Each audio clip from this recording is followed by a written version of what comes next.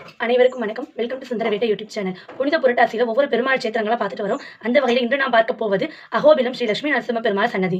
அதாவது திருமாலுடைய 10 தசாவதாரங்கள்ல நினைத்த மாத்திரத்திலேயே ஒரு தாயின் கருவிலிருந்து வராமல் நினைத்த உடனேயே பிரகலாதனுக்காக வந்த ஒரு அவதாரம், தூணை பிளந்து கொண்டு வந்த அவதாரம், அதுவும் மனிதனும் மிருகமும் கலந்த ஒரு தோட்டத்தில் வந்த அவதாரம் நரசிம்ம அவதாரம். ஆகையினால்தான் எந்த பயம் இருந்தாலும் பிரச்சனைகள் இருந்தாலும் நரசிம்ம பெருமானை நாம் வழிபடலாம். அவருக்கே உரிய கஷேத்திரமானது அகோபில மடமாக நமக்கெல்லாம் அங்கு பிரகலாத வரதராக நரசிம்மர் அருள்பாலிக்கிறார். மாலோல மூர்த்தியாக அங்கு அருள்பாலிக்கிறார். ஒவ்வொரு சுவாதி நட்சத்திரத்திலும் சிறப்பாக பூஜை அபிஷேகங்கள் எல்லாம் நடைபெற்று வருகிறது.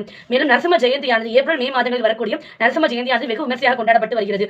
இளைஞகசிபுவை நரசிம்ம பெருமாள் வதம் செய்த அந்த இடமானது அங்கு உக்ர தூண் என்று அழைக்கப்படுகிறது. அந்த உக்ர தூணிலே தினமும் பூஜைகள் எல்லாம் நடைபெற்று வருகிறது. அதே போலவே கருடர் எப்படி நரசிம்மரை வழிபட்டாரோ அந்த இடம் கருடாச்சலம் என்று அழைக்கப்படுகிறது. 4000 திவ்ய பிரபந்தத்திலும் சிங்கவேல் குன்றம் என்று இந்த அகோபில மடத்தை குறிப்பிட்டிருக்கிறார்கள். அப்பேற்பட்ட அகோபிலத்திற்கு சென்று நாமும் அந்த நரசிம்ம பெருமாளின் அருளை பெறுவோம். அங்கு இருக்கும் நவ நரசிம்மர்களை நாம் வழிபடுவோம். அந்த லட்சுமி நரசிம்மரின் அருளினை பெறுவோம். ராதே கிருஷ்ணா.